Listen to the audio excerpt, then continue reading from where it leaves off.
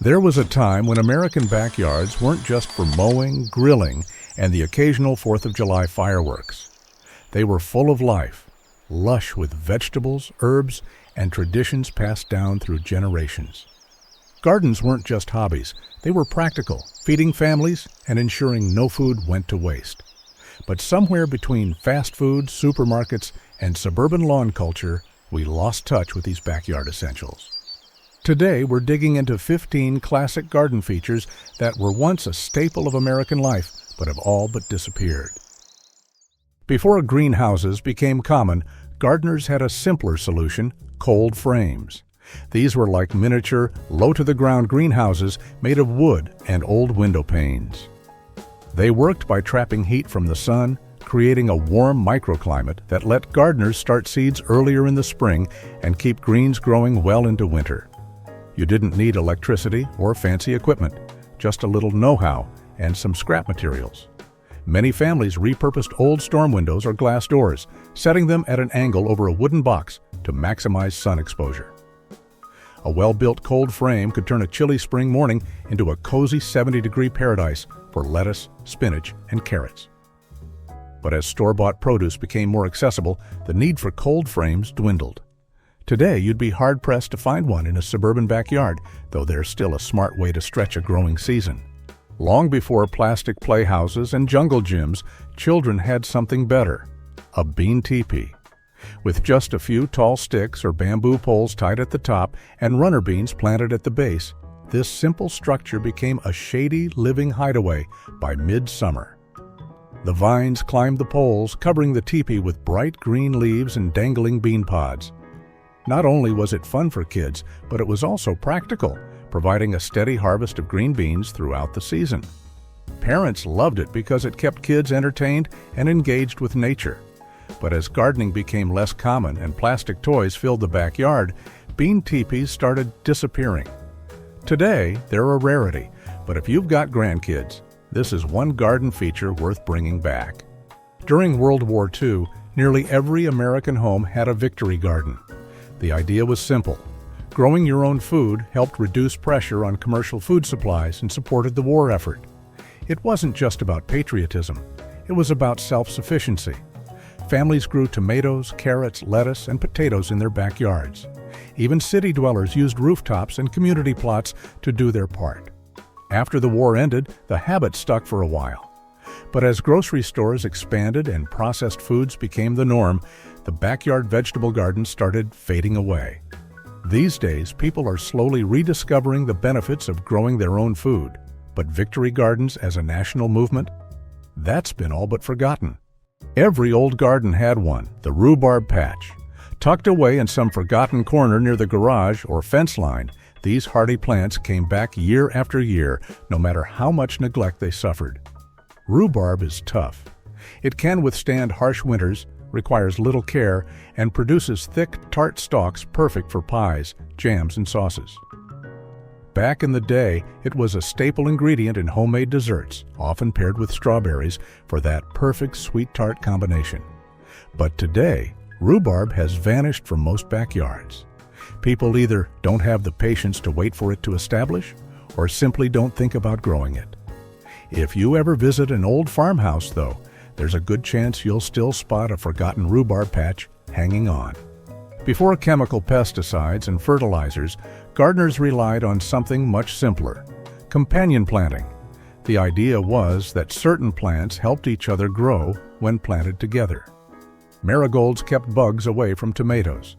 Basil made tomatoes taste better. Beans fixed nitrogen in the soil for corn, while squash provided ground cover to prevent weeds. This wasn't just an old wives' tale. It was knowledge passed down through generations, and it worked. But as commercial farming took over and backyard gardens shrank, this wisdom faded. Today, companion planting is making a quiet comeback, but most modern gardeners rely on store-bought solutions instead. Before refrigerators became standard, families stored their vegetables the old-fashioned way, in a root cellar. These underground storage areas stayed cool year-round, preserving potatoes, carrots, onions, and other root crops for months. Some even had separate sections for apples, cabbages, and canned goods. It was a practical, energy-free way to keep food fresh. But as modern homes were built without basements, root cellars became a thing of the past. These days, some homesteaders and off-grid enthusiasts are bringing them back. But for most people, the concept of a root cellar is little more than a history lesson. There was a time when many backyards had a wooden arbor covered in thick, twisting grapevines. By midsummer, they were dripping with juicy fruit, perfect for fresh eating, juicing, or winemaking. These grape arbors provided natural shade, attracted pollinators, and looked absolutely stunning. They were a source of pride for many gardeners. But somewhere along the way, fresh grapes became something you bought at the grocery store. Backyard grapevines started disappearing, replaced by fences and flower beds. If you have the space, though, planting a grape arbor could be one of the best ways to bring a bit of old-fashioned charm and fresh fruit back into your garden.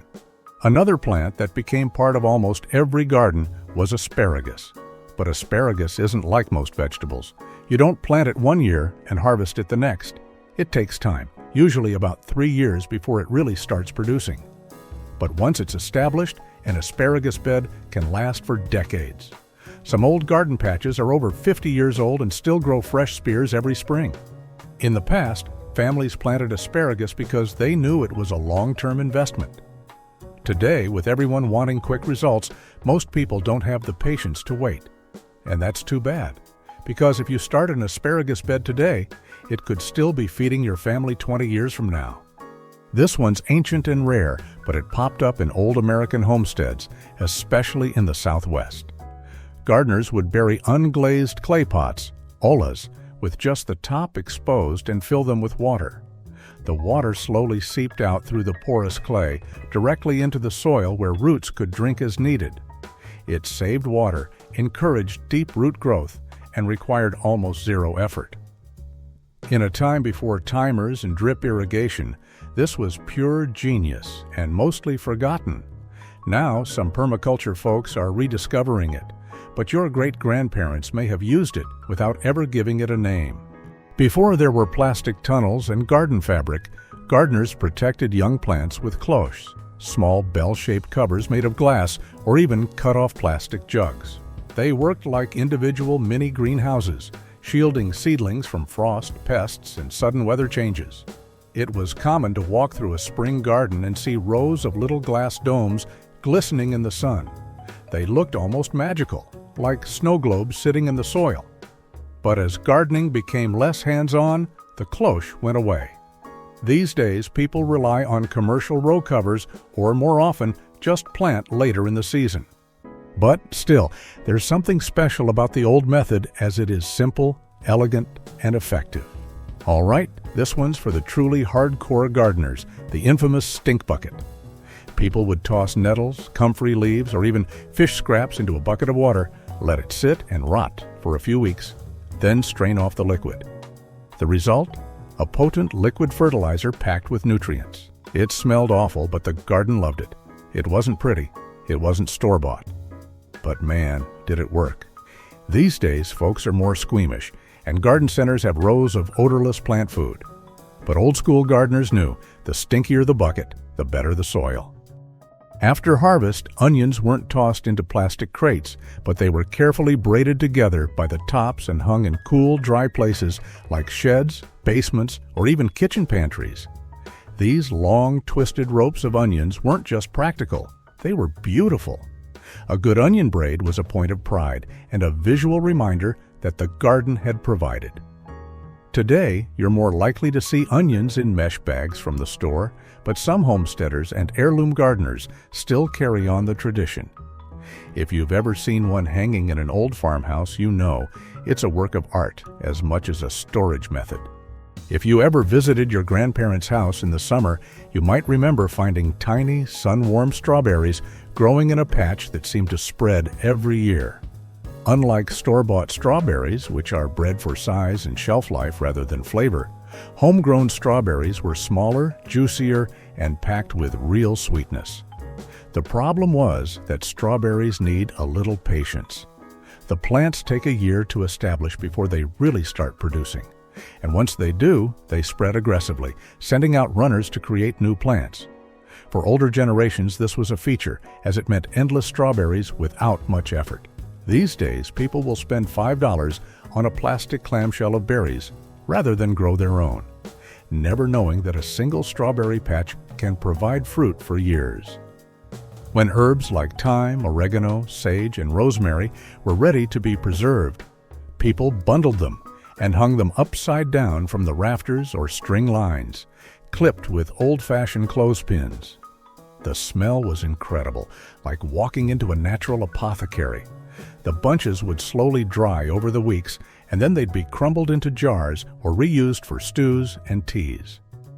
In many homes, these bunches doubled as decoration, hanging in kitchens or mudrooms like rustic leafy chandeliers. Today, we often reach for neatly packaged herbs from supermarket shelves, sealed in uniform tins and jars. But not so long ago, dried herbs carried personal stories and a sense of place. One of the best parts of old-school gardening wasn't what you grew, it was what you shared. When tomato plants exploded in August, you didn't let the extras rot. You packed up a basket and brought them to the neighbors. It wasn't uncommon for people to leave zucchinis on porches, trade cucumbers for eggs, or swap canning jars with friends down the street. Today, we post pictures of our harvests online, but back then, the joy was in giving, feeding your community from your own backyard. That kind of generosity? It's one of the best garden traditions we've ever had, and maybe the one we need most right now.